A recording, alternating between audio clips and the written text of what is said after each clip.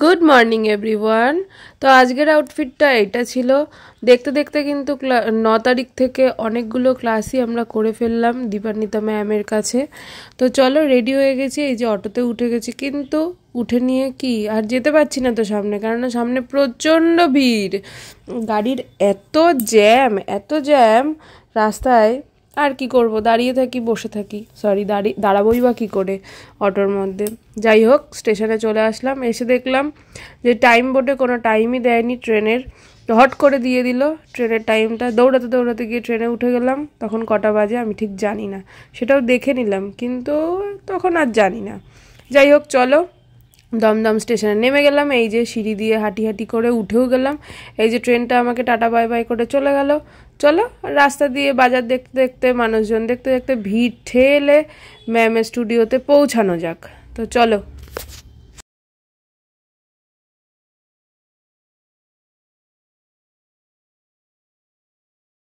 বাজার দেখতে দেখতে, রাস্তা দেখতে দেখতে পৌঁছে গেলাম স্টুডিওতে।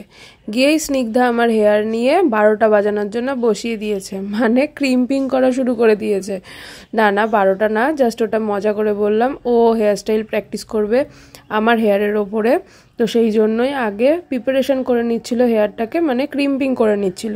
তো ও এক সাইড ক্রিম্পিং করার পরে আমিও ওর চুলে ক্রিম্পিং করে নিয়েছিলাম। তো চলো এক এক করে দেখতে থাকো ফুল ভিডিওটা। তারপর পেছনে দেখছি আসাম থেকে এসেছে একটা বোন, মাম্পি, আর এই বোনটির নাম হলো কাজল, যে ফ্রকটা পরে রয়েছে, মানে ওয়ান পিস পরে রয়েছে। খুব মিষ্টি মেয়ে দুটোই, খুব ভালো বন্ধুত্ব হয়ে গেছে আমাদের। তো এই যে আমি স্নিগ্ধার ওপরে হেয়ারস্টাইল করে নিয়েছি, এক সাইডে পুলিং করেছি, এক সাইডে ব্রাইডাল হেয়ারস্টাইল করে নিয়েছি।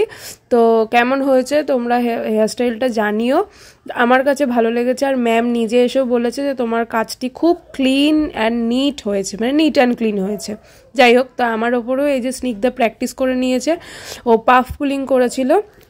তারপর এই যে এই বোনটার নাম হলো মাধুরিমা, আমরা ওকে বলো না তুমি আমার মুভির মতো মধুরমা বলে ডাকি, কিন্তু রাগ করে না, কিন্তু খুব মিষ্টি মেয়ে। ও আমার হেয়ারটাকে ছাড়িয়ে দিচ্ছিল। তারপর চলে এসেছি স্টেশনে এখনো পৌঁছাতে পারিনি। দমদম স্টেশনে ঢোকার মুখে এত ভিড় দেখে খুব কান্না পাচ্ছিল, ভারী পিঠে ব্যাগ নিয়ে যেতে খুব কষ্ট হচ্ছিল। যাই হোক, চলো বাড়িতেও চলে এসেছি। এই যে অটো করে ট্রেনে করে একদম বাড়ি চলে এসেছি। এসে দেখছি আমার অনেক পুরনো একটা ফ্রেন্ড ওর বিয়ের নেমন্তন্নের জন্য এসেছে, কিন্তু মনার ঘরে বসেনি। প্রথমে গেছিল আমার ছোটর ফ্ল্যাট আছে সেটা দেখতে। তো চলো বিয়ের নেমন্তন্নটা কিভাবে করলো শোনা যাক। এসো, আমার 23শে জানুয়ারি বিয়ে, ঠিক আছে? এসো। নমস্কার। এই যে মা আছে এখানে। তারপর আমরা কিছু ফটো ক্লিক করে নিই, খুব মজা করছিলাম আমরা, কেননা অনেক বছর পর আমাদের দেখা হয়েছে, প্রায় 3-4 বছর পরে দেখা হয়েছে। পুরনো অনেক ফটো দেখছিলাম, গল্প করছিলাম, পুরনো কথা মনে পড়ছিল, সেই স্মৃতিগুলো মনে পড়ছিল, আমরা কত আড্ডা মারতাম একসাথে বসে। তো যাই হোক, সময়ের সাথে সাথে সব কিছুই চেঞ্জ হয়। তো মনা ওকে আইবুড়ো ভাত খাইয়েছে, চলো দেখা যাক কি কি পদে ওকে খেতে দিয়েছে আর ও কি রিভিউ দিল। টাকা তুই তারাও মানা, তবে শুধু ঠিক করি